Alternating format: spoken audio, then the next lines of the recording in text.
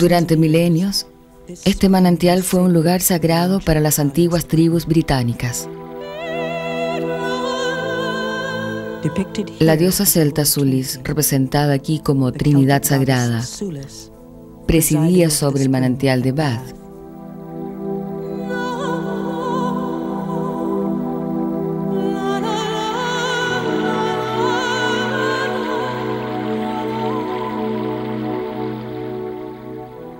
Cuando los romanos llegaron a Bretaña, dedicaron el santuario a Minerva, su diosa de la sabiduría y de la buena salud.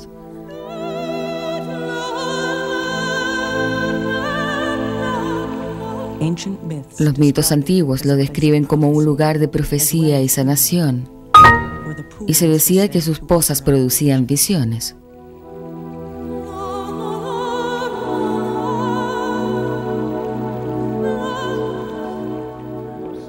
Los romanos no destruyeron las religiones de los pueblos que conquistaron. Ellos también bebieron de las aguas sanadoras y soñaron junto a sus cálidas pozas. Ellos también creían que la naturaleza era sagrada y que el espíritu de la diosa de la tierra estaba vivo en todos los elementos.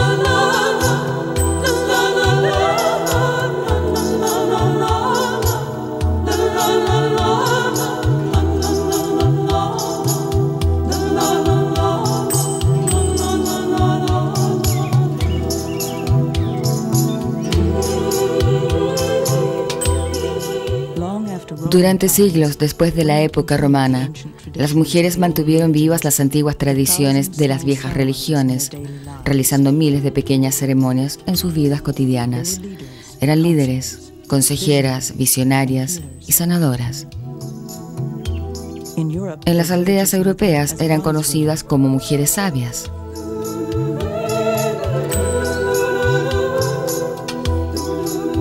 La Iglesia y el Estado cristiano las catalogaron de brujas y las acusaron de ser siervas del diablo.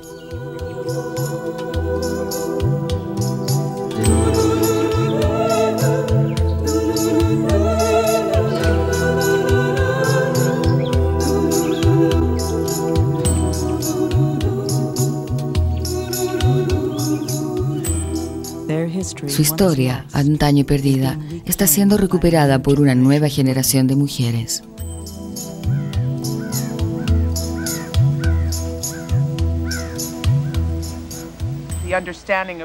Ver a una bruja como sanadora o simplemente como mujer, mujer fuerte, mujer como parte de la naturaleza, mujer impulsando el cambio social, todas imágenes que evocamos al decir bruja no son las imágenes que la mayoría de las personas de nuestra sociedad se forma al pronunciar esta palabra.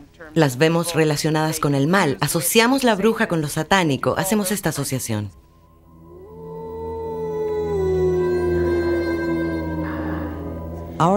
La idea que nosotros tenemos formada acerca de las brujas tiene su origen en el Renacimiento y en el periodo histórico conocido como el de cacería de brujas. Hacia fines del Renacimiento, se llegó a asociar el poder de las mujeres con la oscuridad y la muerte.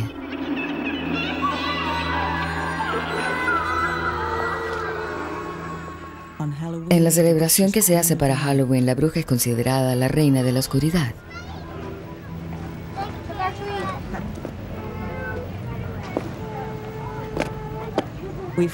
Olvidándonos de que Halloween fue alguna vez el festival pagano de Samhain, un momento para recordar a los ancestros.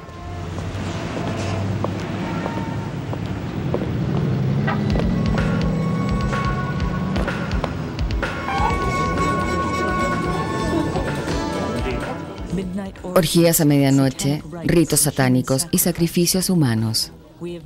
Se nos ha enseñado a temer a las brujas y a pesar de todo su poder nos atrae. Quizás esto se deba a que guardamos en la memoria otros tiempos en los que las mujeres ancianas eran reverenciadas y el sombrero de cono era símbolo del saber. Tiempos en los que la caldera simbolizaba los orígenes de la vida y el poder mágico de las mujeres.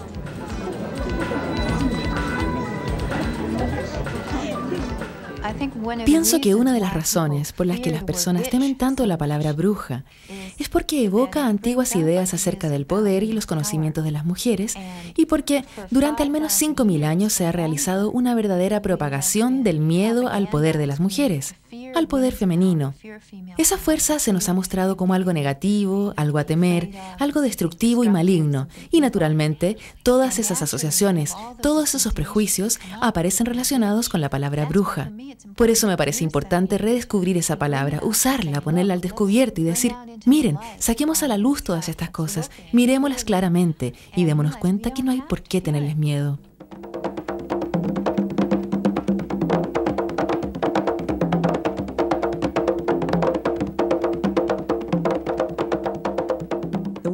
La palabra brujería ha sido utilizada para desechar muchas tradiciones culturales, no solo en Europa, sino en todo el mundo. Esta mujer brasileña es miembro de una religión conocida como la Sociedad de Alaio.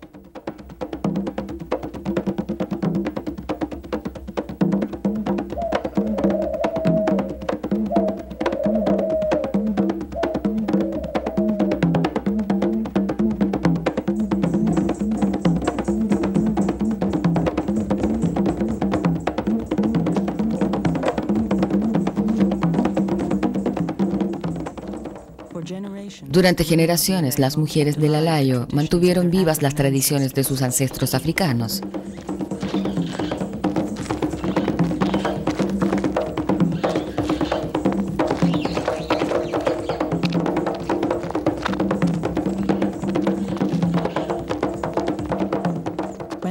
Cuando los europeos llegaron a África y a las Américas, las mujeres que practicaban rituales como estos fueron tildadas de paganas y perseguidas por brujas o hechiceras.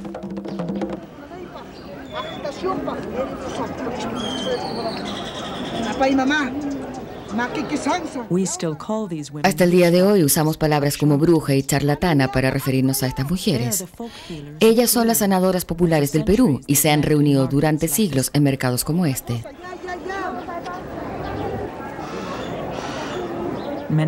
Muchos de los medicamentos que abastecen nuestras farmacias fueron ya usados en tiempos remotos por mujeres sanadoras. Hace 400 años, mujeres como estas eran amarradas a un poste y quemadas acusadas de haber cometido el crimen de brujería.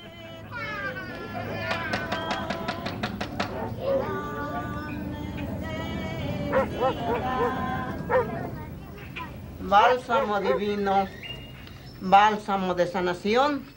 Margarita Vespuedes es curandera. Es una bruja sanadora mexicana. A pesar de haber sido perseguidas por años, mujeres como Margarita siguen ejerciendo y son sanadoras. Hubo un tiempo en que la medicina moderna desechaba estas técnicas, pero los doctores están empezando a reexaminar el poder sanador del espíritu humano. Sanos, salvos se han de encontrar y sanos y salvos han de quedar. Yo soy de la obra espiritual nombrada por el Eterno Padre para ayudar a todos mis seres hermanos, toda la humanidad, encarnados y desencarnados. Soy piedra fundamental, guía de guías, consejera. El que necesita el consejo, yo le digo cómo debe de caminar, cómo debe de vivir, cómo debe de protegerse con la palabra de Dios nuestro Señor, el niño Jesús. Como Margarita, muchas de las sanadoras europeas que fueron quemadas se apoyaban en la fe cristiana para realizar sus curaciones. Sin embargo, sus artes de sanación están enraizadas en las tradiciones de los ancestros. La palabra inglesa witch, bruja o hechicera, viene de la raíz anglosajona wick, que significa encorvar o dar forma a la conciencia, y así encorvar o dar forma a los acontecimientos de la vida. es esencialmente un vestigio occidental de las antiguas tradiciones chamánicas. Tradiciones por las que uno cree en sí mismo, estados alterados de conciencia sin usar drogas, es decir, sin usar sustancias químicas, sino por medio de la meditación y métodos muy simples como el canto, como cantar en grupo.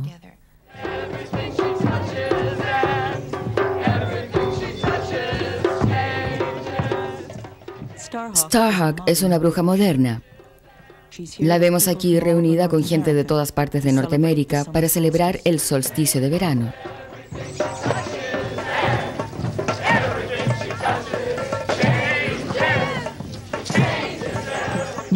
Estos nuevos paganos saben que están recuperando una tradición precristiana, donde se honra a la mujer y a la naturaleza.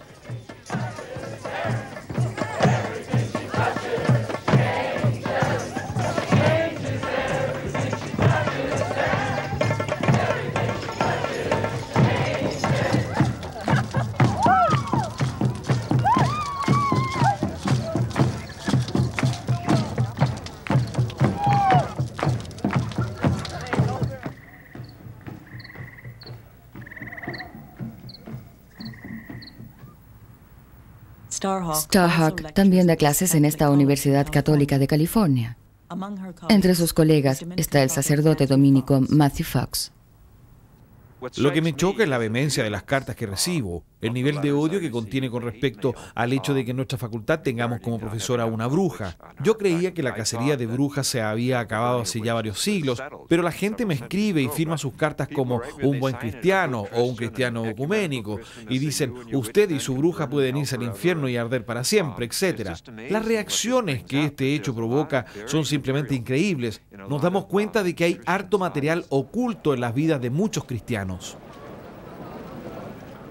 La cruz que vemos aquí fue levantada en Trier, Francia, en 1132. Es una buena representación de aquellos tiempos, símbolo de un nuevo culto religioso que se propagaba por la Europa pagana. Pocas personas se dan cuenta de que la cristianización de Europa tuvo como consecuencia la pérdida de millones de vidas.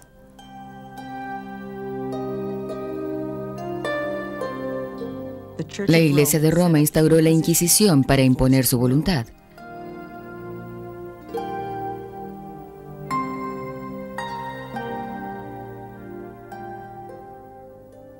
Las personas que criticaban a la Iglesia o que tenían creencias distintas eran acusadas de herejía y ejecutadas como criminales.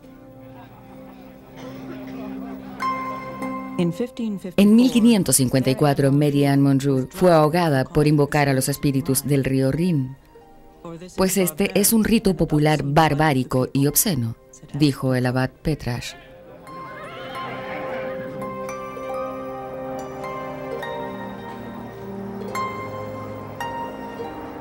Estas persecuciones religiosas dieron origen a la cacería de brujas.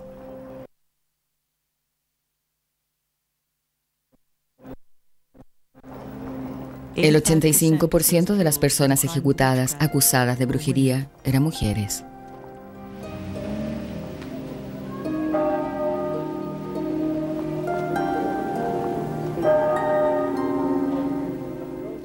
Entre el siglo XV y el siglo XVII en toda Europa, miles de personas fueron quemadas en plazas como esta.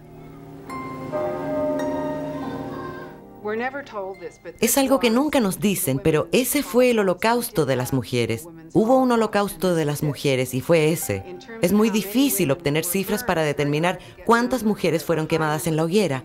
La cifra más alta que se maneja es de 9 millones en un periodo de algo más de 300 años. Por tanto, hubo enormes cantidades de personas que fueron quemadas en la hoguera y enormes cantidades de personas asesinadas por la Inquisición. No han quedado registros escritos.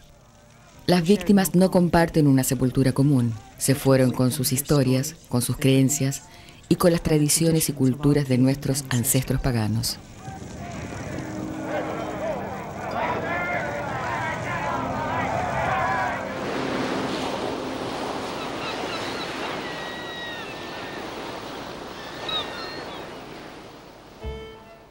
La cacería de brujas significó la destrucción de una forma de vida que había durado miles de años. En los pueblos de toda la Europa feudal, hombres y mujeres trabajaban hombro a hombro. Su religión estaba basada en la vida rural y en los ciclos de las estaciones, en las tradiciones orales transmitidas por las familias.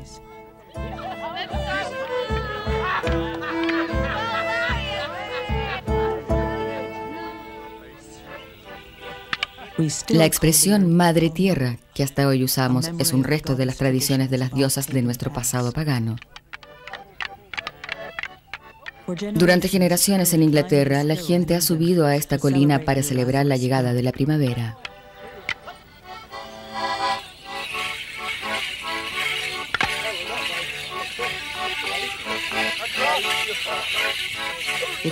Es el 1 de mayo y los hombres de la familia Morris están despertando a la tierra con sus bastones y sus campanas.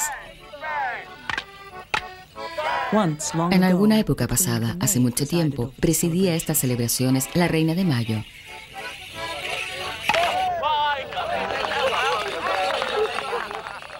Rituales como estos formaban parte de las prácticas religiosas de la mayoría de las sociedades europeas hasta por lo menos el año 1700.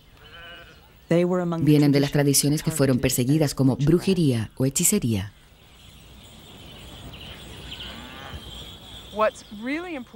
Al hablar de las religiones, de las diosas y de las religiones paganas en general, es importante tener en cuenta que la mayoría de los pueblos paganos habitaban un terreno específico particular y tenían ceremonias, tradiciones y divinidades que eran apropiadas para ellos en esa determinada época. Realizaban sus ritos y sus celebraciones en función de lo que era importante según su experiencia cotidiana. Estas divinidades favorecían el crecimiento de las siembras, atraían a los animales y daban a entender las relaciones que hay entre la luna, las estrellas y los planetas. En realidad no tenía mucho que ver con la fe, estaban basadas en la acción, la experiencia, la celebración y las costumbres. Con la llegada del cristianismo, la fe se convirtió en un modo de vida distinto. Por toda Europa se construyeron iglesias sobre los lugares sagrados paganos, y las diosas fueron convertidas en santas.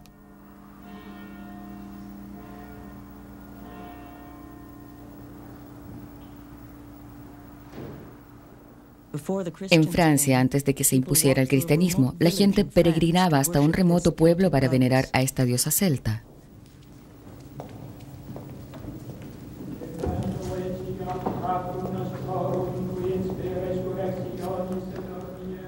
Aún después de haberle cambiado el nombre por el de Santa Fe, se siguió creyendo que tenía el poder de sanar a miles de peregrinos, al igual que lo habían tenido las diosas madres del pasado.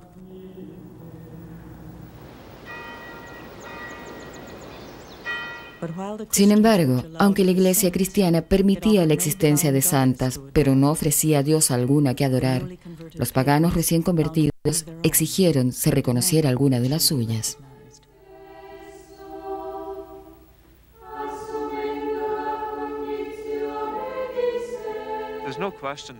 No cabe duda que en la Edad Media la Virgen María fue identificada con la antigua figura de la diosa. Esto se explica en los textos de Matilde de Hindenburg, una mujer del siglo XIII llamada Begin, laica consagrada que llegó a ser una monja, una mujer muy activa políticamente, cuyo diario de vida aún se conserva. En su diario muchas veces se refiere a María como la diosa. Matilde fue atacada por gran parte del clero por sostener esta afirmación de la que nunca se retractó. Más aún, en un periodo de 100 años, en toda Europa, fueron edificadas más de 500 iglesias del tamaño de catedrales, como por ejemplo la Catedral de Chartres, todas dedicadas a la Virgen María. Debemos reflexionar acerca de este fenómeno. ¿Qué es lo que puede llevar a toda una civilización, a todo un pueblo, a reunir a sus trabajadores, a sus obispos, a sus financistas, a sus arquitectos, a todos, para dedicarse a una sola actividad durante un periodo de 100 años? También en nuestros días, María lleva los nombres de sus ancestros paganos: Reina de los cielos, Señora del mundo, Madre de Dios. Se puede constatar que había dos tipos de religión. Estaba la religión de la élite, la religión formal de la Iglesia Católica, pero permanecía también la religión popular de la gente común, que en Francia era, en mucho, la gran mayoría de las personas. La religión de la mayoría seguía estando impregnada de la religión antigua, la religión de las diosas, la religión de la naturaleza, la religión de los espíritus. La visionaria más famosa de esa época fue Juana de Arco. En 1429, después de 100 años de guerra, lideró la victoria francesa sobre los ingleses.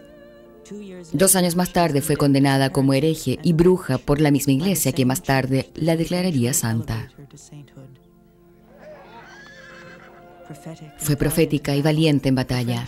Los franceses se referían a su presencia en las batallas como la de una diosa que había conquistado y los había inspirado.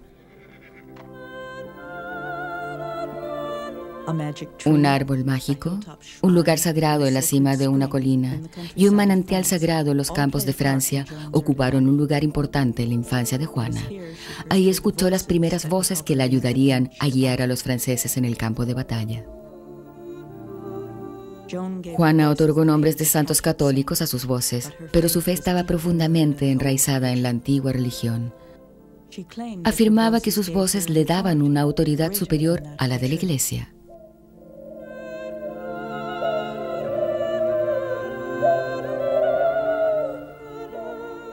De hecho, en la época en que era niña, era bastante común que una mujer asumiera un rol profético, que las mujeres fueran líderes visionarias o místicas. De modo que esto no fue una invención suya, era una posibilidad para una mujer en el contexto en el que se formó Juana de Arco. Juana se apoyaba en una inspiración divina personal, una comunicación directa, pero esto no era aceptable para la Iglesia. Si las personas podían tomar decisiones apoyadas en comunicaciones directas, ya no se necesitaría a los padres de la Iglesia, no sería necesaria la Iglesia institucional, no se necesitaría todo el sistema teológico de autoridad que no era solo teológico, sino que también tenía autoridad sobre muchos aspectos de la vida que van más allá de las prácticas espirituales. Juana de Arco fue un desafío directo a las estructuras de autoridad más importantes de la época.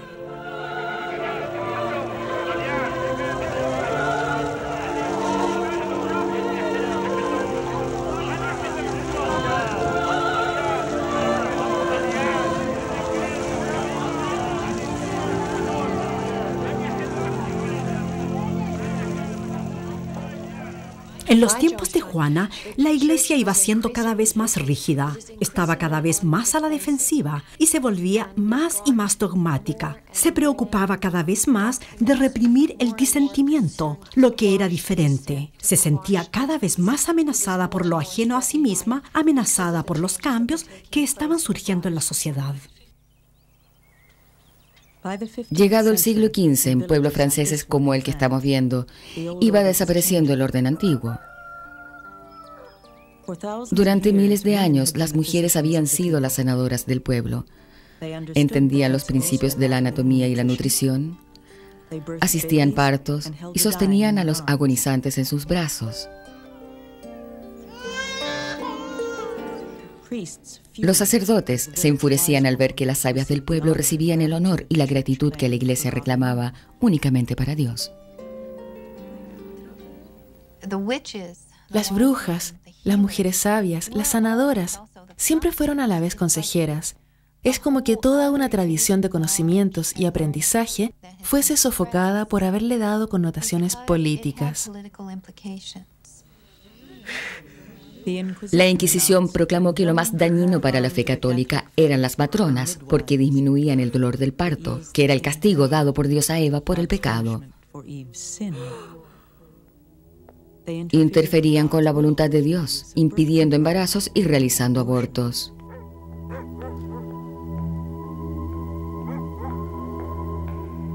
Aparecieron nuevas leyes que proclamaban que cualquier mujer que osara sanar sin haber estudiado era una bruja y debía morir. Como la mayoría de las mujeres no tenían el derecho de ir a la universidad, la profesión médica masculina quedaba garantizada.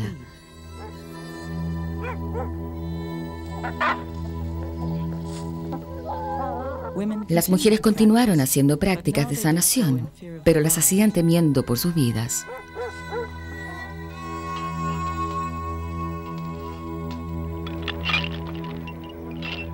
El testimonio de los médicos envió a muchas de ellas a la muerte.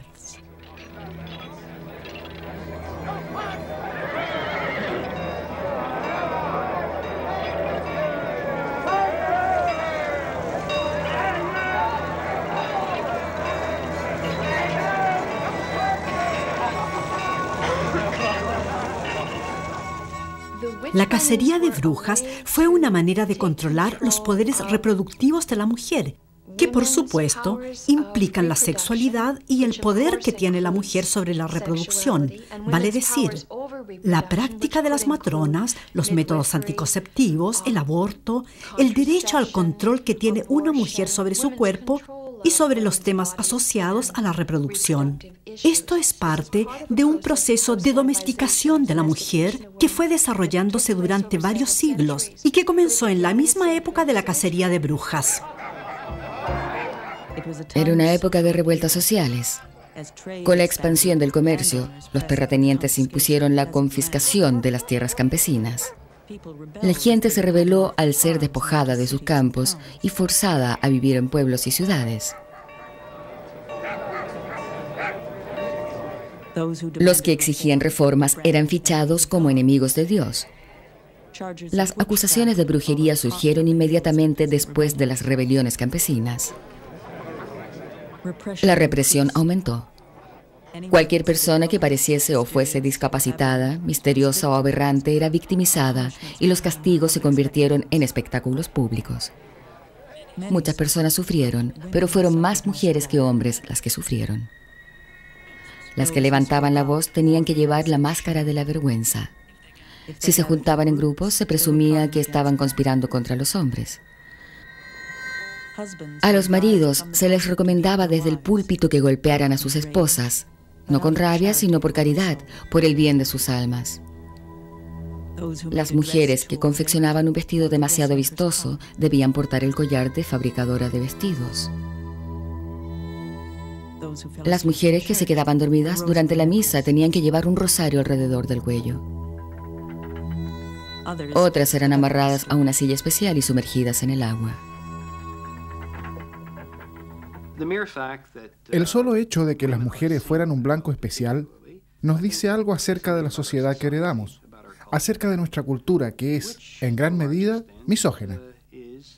Esto se encuentra incluso respaldado por el Nuevo Testamento. En los escritos de San Pablo se dice que la mujer introduce el pecado. La mujer es la que trae la tentación.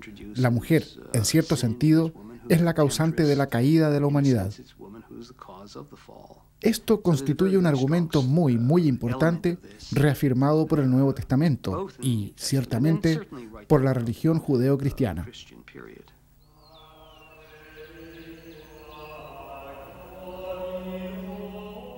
La culpa y el pecado formaban ahora parte de la vida de todo cristiano. El pecado era principalmente referido a la sexualidad, que ya no era vista como un don, sino como la raíz de todo mal, y la mujer era un obstáculo para la santificación del hombre. Desde todos los púlpitos, los sacerdotes célibes anunciaban la inminencia del fin del mundo. Los bienaventurados irían al cielo, y los malvados arderían en el infierno. Santo Tomás de Aquino escribió que además de la contemplación de Dios, el mayor placer de los benditos en el cielo sería presenciar la tortura de los condenados al infierno.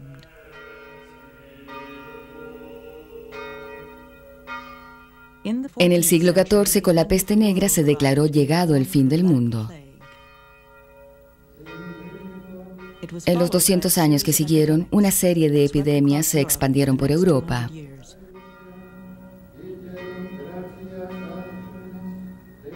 Los sacerdotes decían que era un castigo de Dios por los pecados cometidos, pero sus sacramentos no mitigaban el sufrimiento. La gente acudió a las mujeres sabias del pueblo en busca de ayuda y consuelo. A fines del siglo XV y principios del XVI, sucedieron cosas curiosas. Al parecer, la población femenina aumentó con respecto a la población masculina. Es difícil saber por qué sucedió esto. Es posible que la gran cantidad de guerras diezmara considerablemente la población masculina. Hay quienes argumentan que las mujeres eran más inmunes a las enfermedades de la época, incluyendo la peste, resultando esta desproporción en la población. Ahora bien, la importancia que esto tiene en una sociedad patriarcal es que las mujeres comienzan a vivir más años que los hombres. Y no solo eso, sino que las mujeres, debido a su exceso numérico, no encontraban marido. Y en una sociedad patriarcal, este hecho es muy, muy difícil de aceptar. Llegado el siglo XVI, los derechos de la mujer a la herencia y la posesión de propiedad llegaron a ser mínimos. Muchas mujeres dependían de la caridad para sobrevivir. Aquellas que podían mantener sus posesiones eran objeto de sospecha y envidia.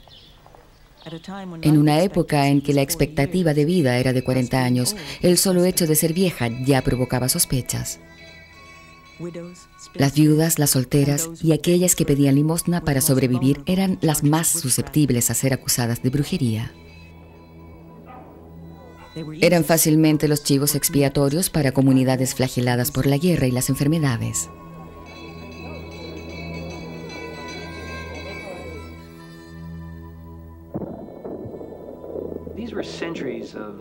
Fueron siglos de grandes conflictos, de inseguridad, de choques entre protestantes y católicos y, más importante aún, de crecimiento del sentimiento anticlerical. A mi parecer, la cacería de brujas fue una especie de respuesta por parte de instituciones que se sentían amenazadas. Dicho de otro modo, si se puede convencer a las clases bajas de que las dificultades que sufren son causadas por la presencia de brujas, que éstas arruinan las cosechas, causan infertilidad en el lecho matrimonial o lo que sea, se estaría logrando de alguna manera aminorar la presión que esos hechos podrían ejercer sobre los poderes establecidos.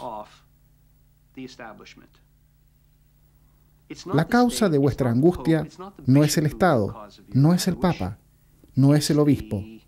Es la maldita presencia de las brujas.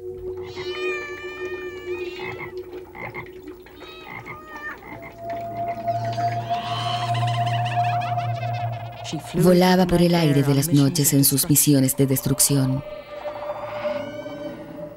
Y todo lo que tocaba se convertía en muerte y enfermedad.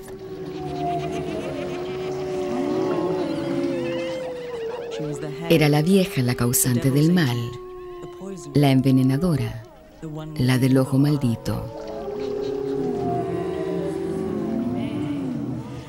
Se suele asociar la imagen de bruja y la de vieja. Esta es una falsa imagen. En primer lugar, porque no todas las acusadas de brujas eran ancianas. También había muchas niñas. Esta asociación entre bruja y vieja afectó la forma como hoy vemos a las mujeres.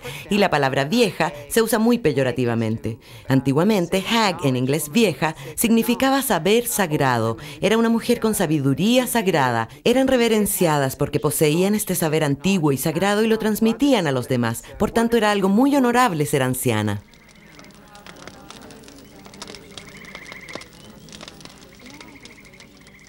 Hay evidencia de que las mujeres sí se juntaban en grupos para participar de los antiguos rituales y para compartir noticias y conocimientos, pero con el incremento de la persecución a las brujas, estas reuniones se hacían más y más peligrosas. Las mujeres que se reunían de noche eran consideradas malvadas, y esta idea era reforzada por el arte y la literatura de la época.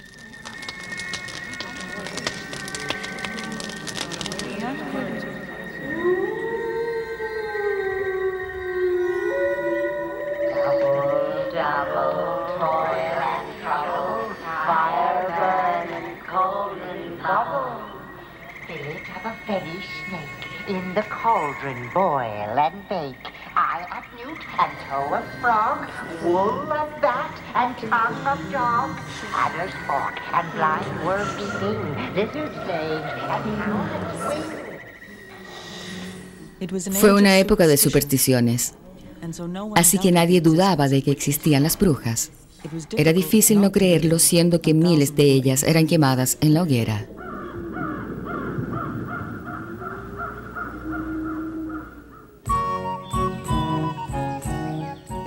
Los historiadores se refieren a esa época como la del Renacimiento y la Reforma Protestante, una época en la que el arte y la erudición resurgieron. Una época de reformas en la Iglesia.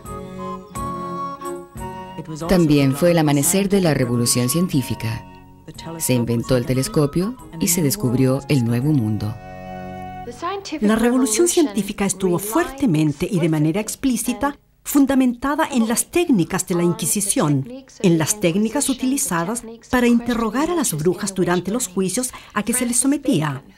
Francis Bacon, uno de los padres del método científico y exponente destacado de la revolución científica, hablaba de la importancia del uso de las técnicas de la Inquisición para arrancarles los secretos a la madre tierra o a la madre naturaleza.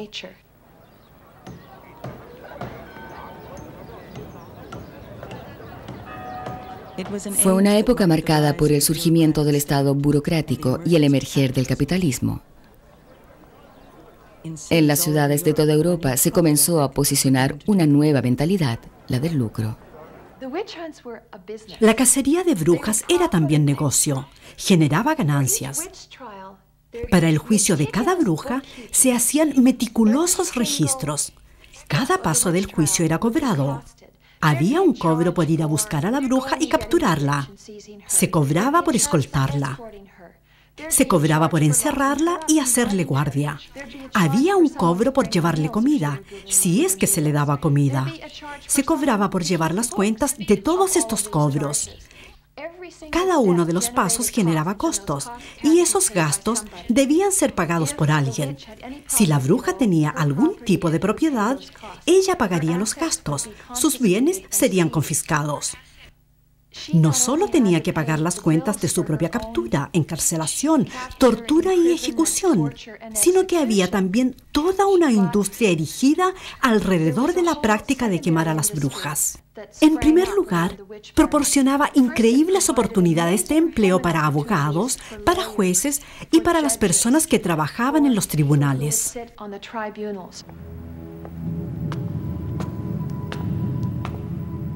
De ese modo se podía acusar a cualquiera. Y la cacería de brujas resultaba una campaña bien organizada. Bastaba la acusación de un vecino para que la maquinaria entrara en movimiento.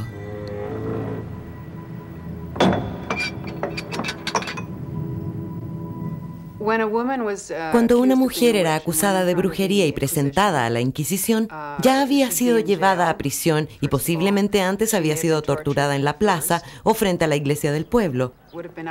No estamos hablando de ciudades, todo esto sucedía en zonas rurales. La mayoría de las brujas vivía en zonas rurales, por tanto era una cuestión de pueblos chicos. Todo el mundo salía a mirar, se sacaba a la bruja, primero le quitaban toda la ropa porque podía haber tenido un hechizo en su ropa o algo prohibido en sus costuras que estuviera confeccionado con la piel de un niño no bautizado o algo por el estilo. Así que se le quitaba toda la ropa, se le afeitaba la cabeza y la zona púbica, porque siempre se ha pensado que el pelo tiene mucho poder, recordemos el mito de Sansón. Pero también porque se pensaba que cuando las mujeres se trenzaban el pelo, trenzaban de esa manera el destino de los hombres. Era como una técnica mágica, así que se le quitaba todo el pelo. La bruja tenía que acercarse al inquisidor de espaldas para que no pudiera hacerle un mal de ojo. Y el inquisidor era un personaje que venía de la ciudad, había sido asignado por la iglesia o, tiempo más tarde, era asignado también por el soberano o por quien sea que estuviera en el poder. Así que esta pobre mujer rural se da vuelta para enfrentar a este hombre cuyo aspecto es completamente extraño para ella, como algo que nunca en su vida ha visto. Probablemente habla francés o inglés o lo que sea mucho mejor que ella. De este modo, la bruja que se acerca al inquisidor está completamente estupefacta. No tiene idea de lo que le está pasando.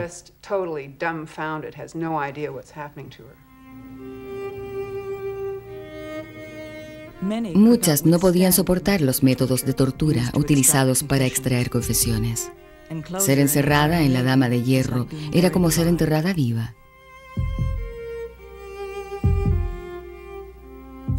Frederick von Spee, un sacerdote jesuita, desilusionado por lo que había visto como confesor de brujas condenadas, escribió: ¿por qué buscan a las brujas con tanta diligencia? Agarren a los jesuitas, a sacerdotes de todas las órdenes religiosas y tortúrenlos. Les aseguro que confesarán. Si se niegan, repitan la tortura una y otra vez. Confesarán. Si algunos siguen obstinados, exorcícenlos, afeítenlos, sigan torturándolos y cederán. Agarren a los canónigos, a los doctores, a los obispos de la iglesia. Todos confesarán.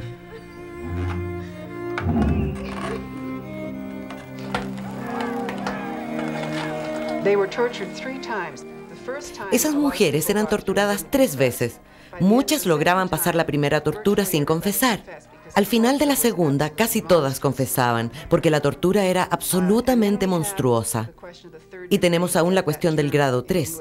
El término grado 3 en inglés viene del hecho de que este tercer nivel de tortura lograba que todas confesaran, si es que permanecían con vida. El torturador hacía que se sentara en el potro, la desnudaba y le aplicaba las empulgueras. Cuando las empulgueras eran aplicadas a los dedos de los pies, la bruja gritaba como nunca. El inquisidor insertaba la pieza bucal y exigía una confesión. Cuando ésta era extraída, la bruja contaba su historia. Una mujer llegó a confesar que hacía 10 años el diablo se había presentado ante ella disfrazado de hombre. Primero bailaron, después cenaron y luego ella se arrodilló con las otras frente al macho cabrío y lo besó. En este caso, la acusada delató a 8 vecinas.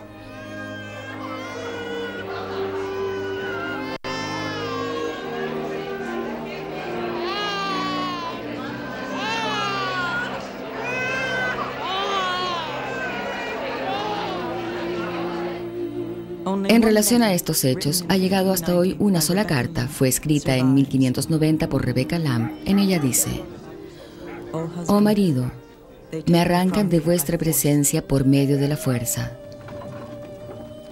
¿Cómo puede Dios permitirlo? Mi corazón está casi destrozado.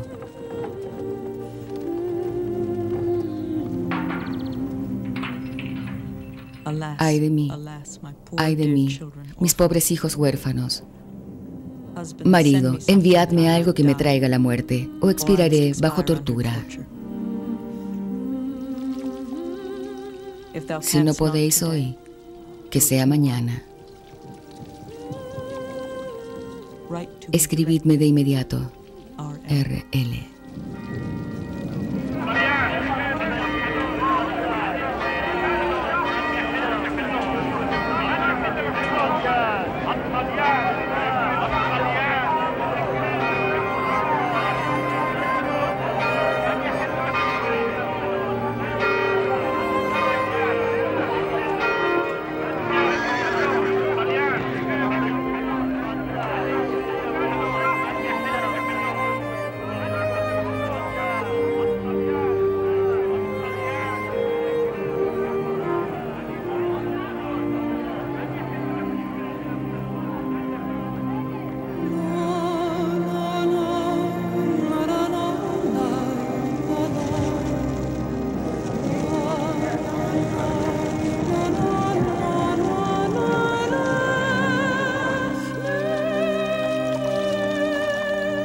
Cerca de la ciudad de Trier, 2 pueblos fueron exterminados completamente. En otro, solo quedaron 2 personas.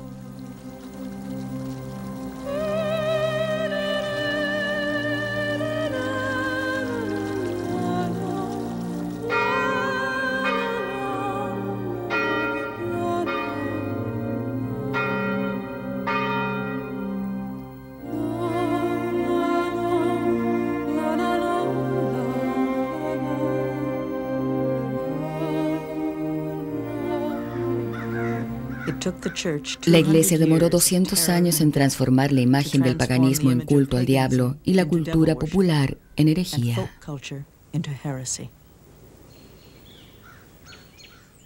Los días en que los europeos se juntaban bajo el árbol de las hadas para bailar, cantar y celebrar los ritos de la primavera iban desapareciendo.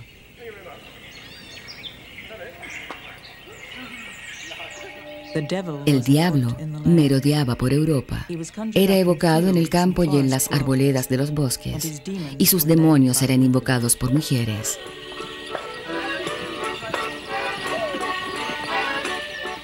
Las celebraciones que antaño habían afirmado la conexión entre la gente y la tierra tomaron lentamente la forma de carnavales seculares, y los festivales iban siendo dirigidos por hombres. La sociedad europea había sido invertida, cambiada. El dios de salvajes cuernos de la antigua religión había sido transformado en el diablo, y se decía que las mujeres eran más susceptibles a sus encantos. Cundió la idea de que las mujeres eran irracionales, que se dejaban llevar por sus pasiones, y si la sexualidad era pecado, entonces las mujeres eran las más grandes pecadoras. Ya que la mujer es sexual por definición, es también peligrosa. La mujer podía pactar una alianza con el diablo, porque a fin de cuentas, todas estas cosas malvadas, amenazantes, ajenas a Dios y a la Iglesia, debían ser obra del diablo. Con estos razonamientos, el diablo había sido elevado al estado de ser digno oponente de Dios. Se habían gestado en la doctrina de la Iglesia cambios que casi hacían del diablo la otra cara de Dios.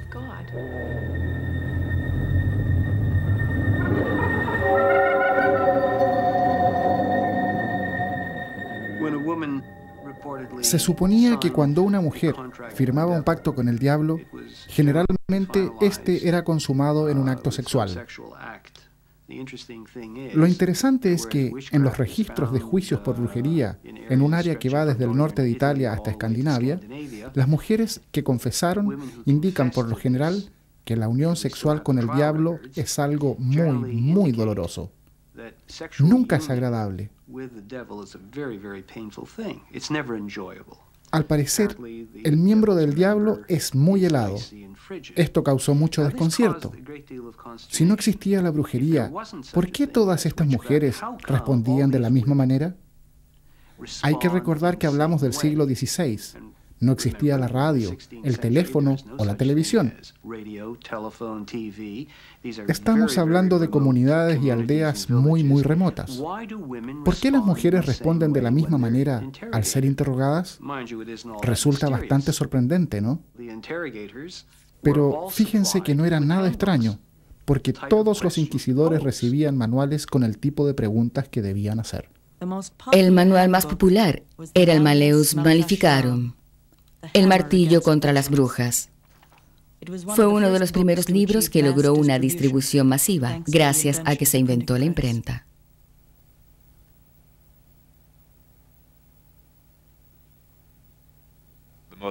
El libro más nefasto sobre cómo quemar a una bruja fue escrito por dos dominicos a fines del siglo XV. Se tituló Malleus Maleficarum.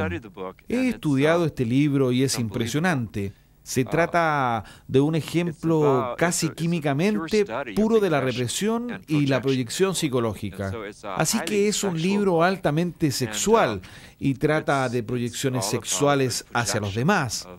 El temor a la propia sexualidad, el temor a la noche, el temor a la oscuridad, el temor a las mujeres, todo esto está muy presente en este libro, pero se trata además de un libro muy influyente.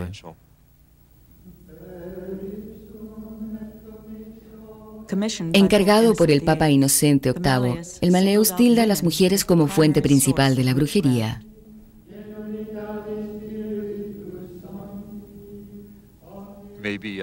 Quizás mi vida esté dedicada a reparar los pecados de mis padres.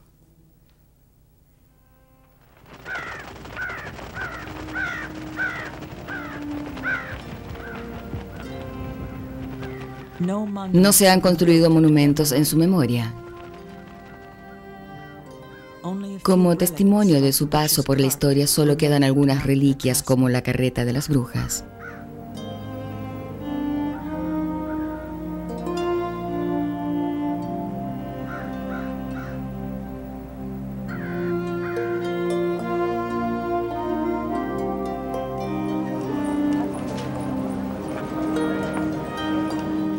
La gente de Trier sigue reuniéndose en la plaza del pueblo.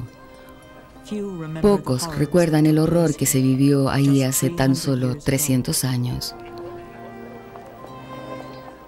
La mayoría de las personas ha olvidado que en otra época mujeres como estas vivieron en un estado de terror y que 6 generaciones de niños vieron a sus madres arder en la hoguera.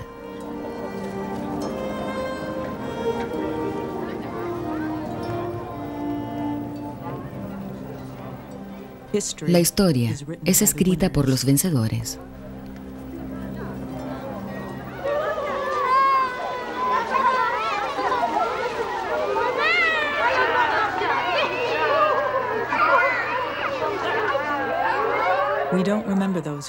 Para Halloween no recordamos a aquellos que murieron y los cuentos de hadas son los únicos relatos que contamos a nuestros niños sobre las mujeres que en una época fueron llamadas brujas.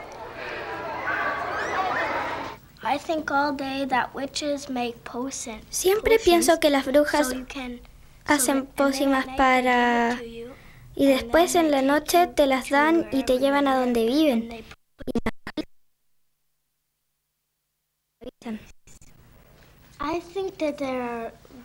Yo creo que hay brujas buenas y malas. Y creo que las brujas malas son viejas y arrugadas. Y creo que las brujas buenas son todas jóvenes y bellas. Creo que una bruja es algo que sale del suelo en Halloween y da poderes mágicos a todos. Los efectos de la quema de brujas aún persisten entre nosotros. El 31 de octubre de cada año en toda América del Norte, grupos de mujeres recuerdan a las que murieron acusadas de ser brujas. Realizando ritos como este, muchas mujeres sienten que encuentran la fuerza para luchar por sus convicciones. En primer lugar, es muy difícil hallar nuestra propia experiencia, encontrar nuestra propia autoridad, levantar nuestra propia voz. Y en segundo lugar, una vez que la encontramos, es muy difícil sustentarla. Es difícil ser fiel a ella. Y es también algo que produce mucho miedo si pensamos en lo que le sucede a las mujeres cuando logramos encontrar nuestra propia voz y proclamar nuestra propia experiencia y nuestra propia verdad, o cuando nos rehusamos a mentir al respecto y rehusamos someternos.